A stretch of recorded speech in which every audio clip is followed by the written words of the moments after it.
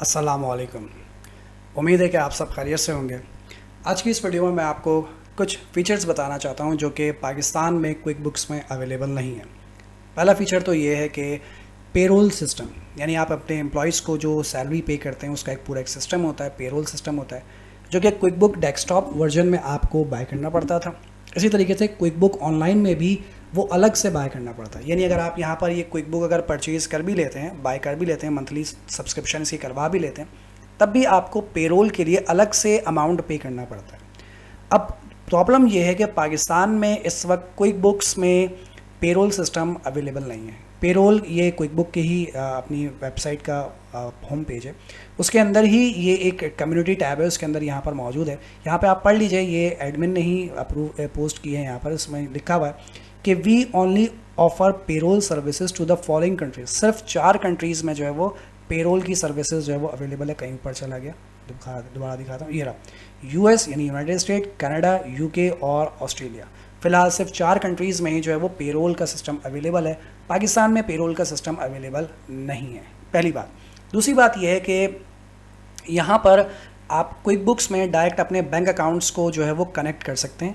लेकिन एक और प्रॉब्लम यह है कि पाकिस्तान में भी जो पाकिस्तानी बैंक अकाउंट्स हैं उनकी लिस्ट यहाँ पर मौजूद नहीं है।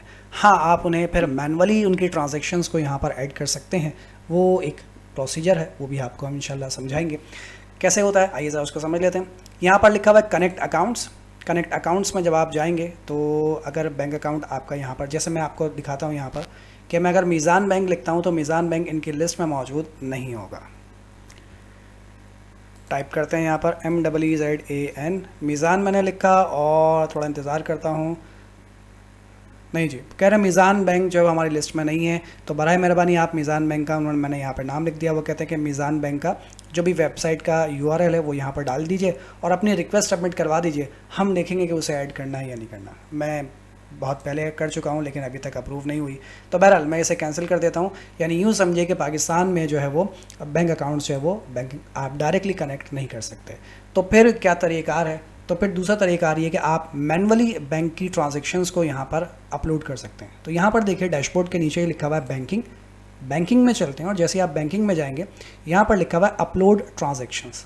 आप अपलोड ट्रांजैक्शंस पर क्लिक कर दीजिए और अपलोड ट्रांजैक्शन पर क्लिक करने के बाद एक तो वही बता दिया कि या तो डायरेक्ट बैंक अकाउंट कनेक्ट कर दीजिए, लेकिन क्योंकि हमारा बैंक उनकी लिस्ट में शो ही नहीं हो रहा, तो फिर दूसरा ऑप्शन ये है कि आप अपने बैंक अकाउंट की वेबसाइट पर जाइए। फॉर एग्जांपल अगर आपका MCB बैंक में अकाउंट है तो MCB की वेबसाइट पर जाइए। इसके अलावा अगर आपका जैज़ कैश में अकाउंट है तो जैज़ कैश की वेबसाइट पर जाइए या जैज़ कैश की ऐप में जाइए और वहाँ से आपकी जो स्टेटमेंट होती है उस स्टेटमेंट को डाउनलोड कर लीजिए। ठीक है, वो स्टेटमेंट आप क्या कर लीजिए, डाउनलोड कर लीजिए। और डाउनलोड करने के बाद अगर तो वो CSV, सही है, CSV की फ़ाइल है या अगर वो एक्सेल की फ़ाइल है तब तो अच्छी बात है। लेकिन अगर वो PDF की फ़ाइल है तो पहले आपको PDF को कन्वर्ट करना पड़ेगा CSV या एक्सेल की फ़ाइल में, अदरवाइज़ यहाँ पर अपलोड नहीं हो सकता।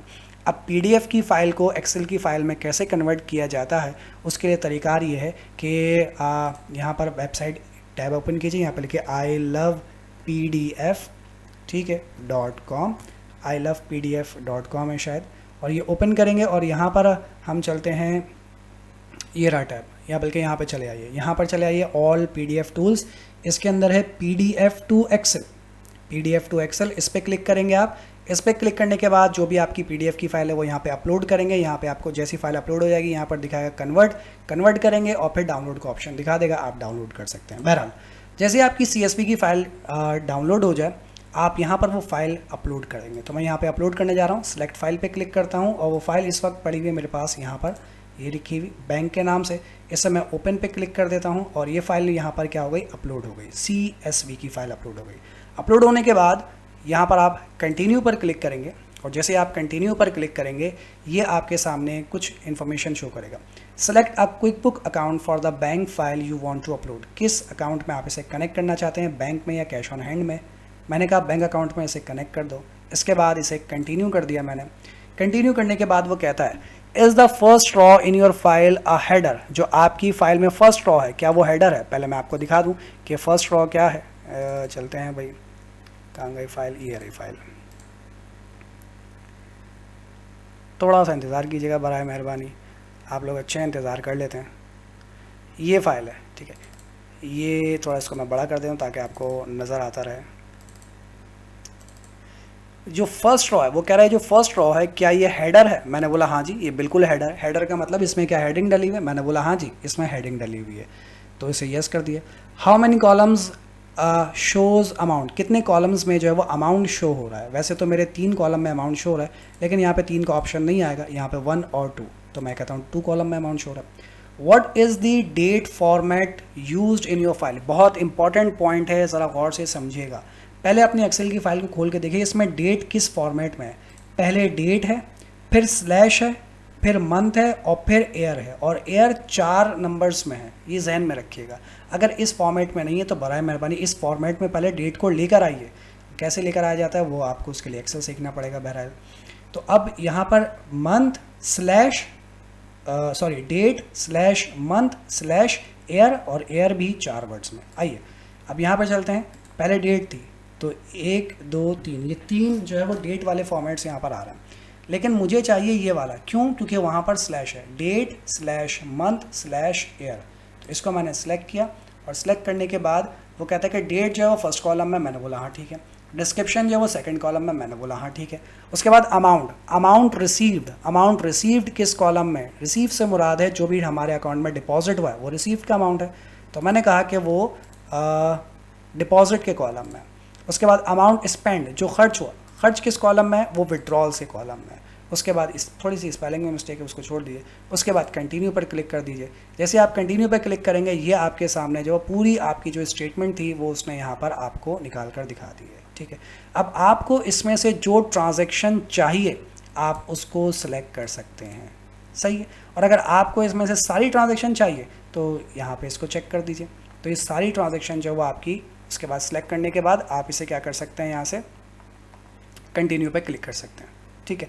तो बहरहाल मुझे सारी ट्रांजैक्शंस नहीं चाहिए, फॉर एग्जांपल मुझे कुछ ट्रांजैक्शंस चाहिए, तो इसको मैं यहाँ पे अनचेक करता हूँ। और फॉर एग्जांपल मुझे ये कमीशन वाली ट्रांजैक्शन चाहिए, मुझे सिर्फ ये कमीशन वाली ट्रांजैक्शन चाहिए, तो इस कमीशन को मैंने सेलेक्ट किया। इसका अमाउंट कितना है? 245, या और भी कोई कहीं कमीशन है लाइक ये। तो बहरहाल मैंने इस कमीशन को सिलेक्ट किया। अब कमीशन मैं यहाँ पे चेक कर लेता हूँ। कमीशन मुझे पता होगा कमीशन मेरे लिए क्या है, रिसीव कर रहा हूँ, डिपॉजिट हो रहा है, इसका मतलब कमीशन मेरे लिए इनकम है। तो कमीशन को मैंने सेलेक्ट किया, और यहाँ पर आने के बाद मैं इसे कर देता हूँ कंटिन्यू पर क्लिक करने के बाद वो पूछेगा quick books will import 1 transaction using the field, तो इसे मैं कर देता हूँ यस, जी हाँ सही है। इंपोर्ट कंप्लीटेड, उसके बाद डन पे क्लिक करेंगे। अब इस आपके सामने एक और विंडो थोड़ी सी ओपन हो जाएगी, ज़रा उसको देखिएगा, थोड़ा सा इंतज़ार कीजिएगा, ठीक है। ये एक ट्रांजैक्शन जो वो आपके सामने आ गई है, कमीशन की ट्रांजैक्शन है, पेई का नाम है मिस्टर नबील, और कैटेगरी जो है वो मैच नहीं हो रही है, अनकैटेगराइज इनकम का नाम लिखा हुआ है। आप यहाँ पर अगर कोई इनकम यहाँ पर इसकी है तो आप इसे जो है वो शामिल कर सकते हैं, ठीक है, अपडेट कर सकते हैं। अगर ये ट्रांजैक्शन सही है, बिल्कुल सही है, मिस्टर नबील हुसैन के नाम पर ही है, तो आप इसे जो है वो एक्सेप्ट कर लीजिए। नहीं तो आप इसे क्या कर दीजिए, अपडेट कर दीजिए। इसमें कोई चेंजेस करनी है, ट्रांजैक्शन टाइप, कैटेगरी, पेई, जो भी इसमें आप चेंज करना चाहते हैं। फॉर एग्जांपल पेई मैंने कहा नहीं भाई नबील नहीं है, ये है कौन, शर्जील हुसैन, ठीक है। कैटेगरी आपने, उन्होंने तो अनकैटेगराइज इनकम लिखा हुआ है, आप चाहें तो कोई और इनकम यहाँ पर लिख सकते हैं। फॉर एग्जांपल मैं कहता हूँ कि क्योंकि आपने कमीशन रिसीव किया तो जाहिर सी बात है ये आपकी इनकम है, तो इसे मैं कह देता हूँ रेवेन्यू जर्नल का नाम दे देता हूँ मैं इसे, ठीक है। ट्रांजैक्शन टाइप क्या है, डिपॉजिट है, टैक्स इस पर कोई है या नहीं है। उसके बाद अप्लाई एंड एक्सेप्ट पे मैं क्लिक कर देता हूँ कि ये जो है वो अब सही इन्फॉर्मेशन है। उसके बाद please choose tax for this transaction, आपको टैक्स चूज़ करना पड़ेगा, क्योंकि जब आप सेल करेंगे तो जाहिर सी बात है कि सेल्स में जो है वो आपने टैक्स जो है वो लाजमी पे करना है, तो यहाँ पर आपको टैक्स जो है वो इंक्लूड करना पड़ेगा। तो आइए टैक्स को इंक्लूड कर देते हैं, कहाँ गया भाई टैक्स। अपडेट में चलते हैं और टैक्स यहाँ पे 17%, डिपॉजिट, नाम क्या था इसका, शर्जील, और ये थी हमारी जर्नल इनकम।